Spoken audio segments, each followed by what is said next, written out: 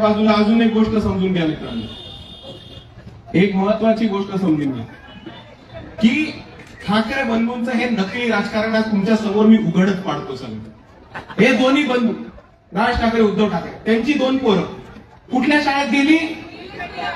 English medium. Marathi medium मध्ये गेली का? तेवढं तर नाहीच। त्या शाळेचं नाव काय? बॉम्बे स्कॉटिश। मुंबई स्कॉटिश शाळेचं नाव नाही, शाळेचं नाव काय? बॉम्बे स्कॉटिश। अरे स्वतःच्या शाळेचं नाव बदलता नाही आलं तुम्हाला, मराठी माणसाची अस्मिता काय वाचवायला निघालात?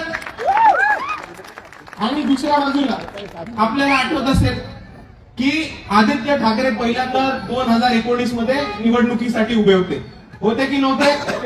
कुठलं उभे होते? वरळीमध्ये। वरळीमध्ये अख्ख्या वरळीमध्ये बॅनर लागले होते। काय बॅनर लागले होते? काय बॅनर लागले होते? तिकडनं बोललं कोणतरी, काय बॅनर? केन शो वरळी। आता माझी मराठी कच्ची असेल, मला मराठी नीट नाही, मी मराठीचा ठेकेदार नाही, पण केम शो हा मराठी शब्द तर नाहीये। कुठला शब्द आहे? अरे हेच तर इतके वर्ष गुजरात्यांना शिव्या देत होते की गुजराती आपले प्रकल्प चोरतात, इंडस्ट्री चोरतात, बिझनेसेस चोरतात। संजय राऊत तर म्हटले गुजरातनी वादळ पण चोरलं। आता जर तुम्ही गुजरात्यांच्या चोरीबद्दल इतके बोलताय तर मग केम शो वरळीचे बॅनर्स का लावले? कारण तेव्हा तुम्हाला गुजराती लोकांची मतं हवी होती। त्याच्याच नंतर प्रशांत किशोर नावाचे एक बिहारचे व्यक्ती आहेत जे आदित्य ठाकरेंचे पॉलिटिकल ऍडवायझर होते। त्यांनी आदित्य ठाकरेंना सांगितलं की इकडे तमिळ भाषिक लोक खूप आहेत, तुम्ही लुंगी घालून स्टेजवरती जा।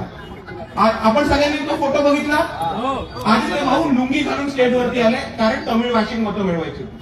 आता ह्यांच्याच आजोबांचा नारा होता की लुंगी भगाव पुंगी बजाव, आणि ह्यांचाच नातू लुंगी घालून स्टेजवरती येतो, तर किसकी पुंगी बजानी और किसको भगाने का?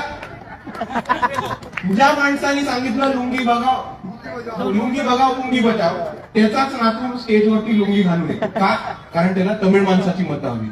त्याचाच नातू केम शो वरळीचे बॅनर लावतो का? कारण त्यांना गुजराती मतं हवी। आणि आज त्यांचा पक्ष संपत आलाय म्हणून त्यांनी मराठी माणसाची अस्मिता जागा करण्याचा प्रयत्न केलाय। हे आपण सर्वांनी नीट समजून घेतलं पाहिजे।